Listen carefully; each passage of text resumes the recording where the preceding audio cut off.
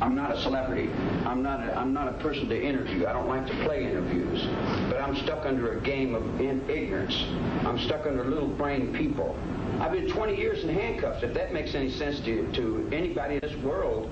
You know, 20 years in handcuffs, you know, so he can play daddy, you know, to you. I mean, you know, get off that trip, you know, get up off of me. That was my introduction to Charles Manson. Right off the bat, he was menacing, intimidating. He acted like a real hardened criminal. But then, he sat down and tried to dispel what he called some of the old Manson myths. I'm not of the 60s. I'm not a generation of the 60s. The 60s were little kids to me. The Beatles were like punk rock is to you. That's what the Beatles was to me. They, you know, that's not my era. My era was Bing Crosby. I'm 53 years old. I'm not a teeny bopper. But boys and girls in their teens were the ones most drawn to Manson. All the kids, they would come to me and say, we got no place to go. And I'd say, well, I got no place to go. You know, so they were throwaway kids, and I was a throwaway kid. What do you think it is about you that attracts people to you, that made them follow you? The music. Just the music? I sing like that. Yeah. Kind of put you on center, huh? Well, it's loud. Yeah, I sing loud. I sing real loud. It grabs your attention. It does. It does. It kind of reaches in there and breaks all the pattern in your brain. As you can see, Manson is sort of a showman. Like when he tried to, as he puts it, take me to a higher level.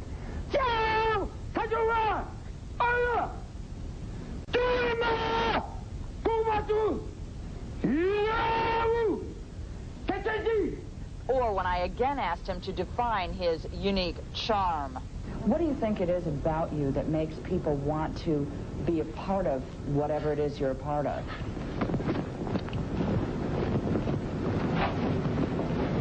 I'm brand new. Everything I do is always brand new. I'm on the premise of reality. I walk a real road. I'm a real person inside. I'm not a phony. I don't put on no airs. I say what I think. You see what I'm saying? Aren't you putting on an air now? Aren't you putting on an act for me? When you look it back, see if it's an air. See if where you get it. And someone sees it and goes by and they say, hey, how you doing? I say, pretty good. How you be? But later he admitted it's all an act. What isn't? The only thing that isn't an act is when someone gets killed.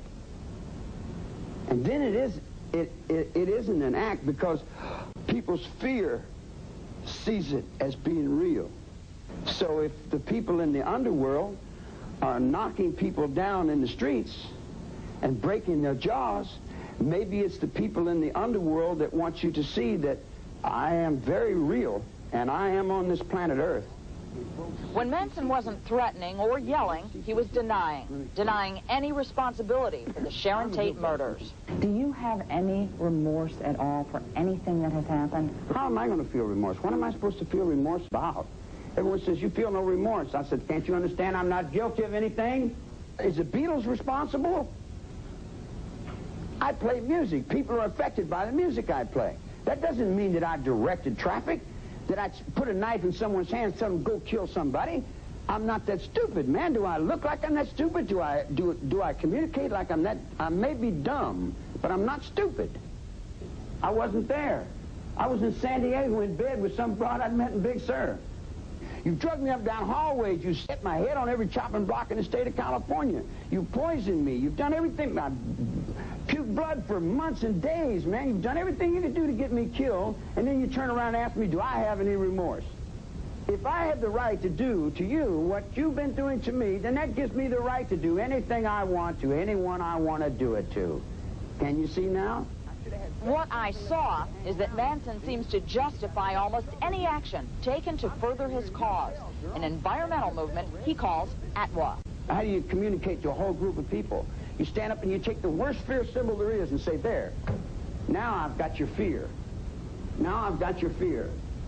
And your fear is your power, and your power is your control. I'm your king of this whole planet. I'm going to rule this whole world through ATWA. All I care about is my air, my water, my trees, and my wildlife. And you humans, if you don't get in line with that, goodbye. Sounds a little threatening? Well, it's lines like that that have landed Charlie in the most secure part of San Quentin, which is already a maximum security prison, the place they put the most dangerous criminals.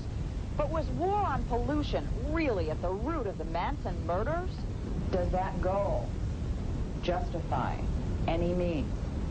I don't justify or not justify. I lay it out there. What people do with it's their business. If they decide to run up and kill Sharon Tate, that's on them. Do you ever expect to get out of here? Do I expect to get in there? That's up to you whether I get in there or not. As far as getting out, I'm out. You're in. You're backwards. You're upside down. People say you're mad. Yeah, I am. The world of madness is a lot bigger than the world of sane. Sanity's a little box that you walk around. Sanity's a little world. Insanity's the universe. People are afraid of you. Should people be afraid of you getting out of prison? Many people are afraid, and they need something to put it on. Should they be afraid of you? I am. I'm the Pope. I'm 10 times the Pope. I'm 50 times the Pope. But I'm the Pope in the hills and in the mountains. I'm already out of here. This enclosure here, I'm out of here. My body's stuck here, but my thought is already gone. So who is this man who calls himself the Pope? Can he simply be ignored? Or does he, in some strange and frightening way, make sense to his followers and perhaps to others? You know, everybody's got something to blame because they don't want to look inside themselves. What do you see when you look inside yourself? Inside myself, I see everything. I see all. I see the good, the bad, the evil. I see the whole thing. How much evil is there? As much as you see. What do you see? All of it.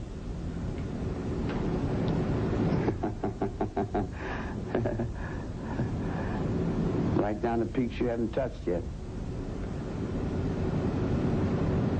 Dreams you haven't dreamed. And worlds you haven't conquered. The mind is endless. You put me in a dark, solitary cell. And to you, that's the end. To me, it's the beginning. It's a universe in there. There's a world in there. I'm free.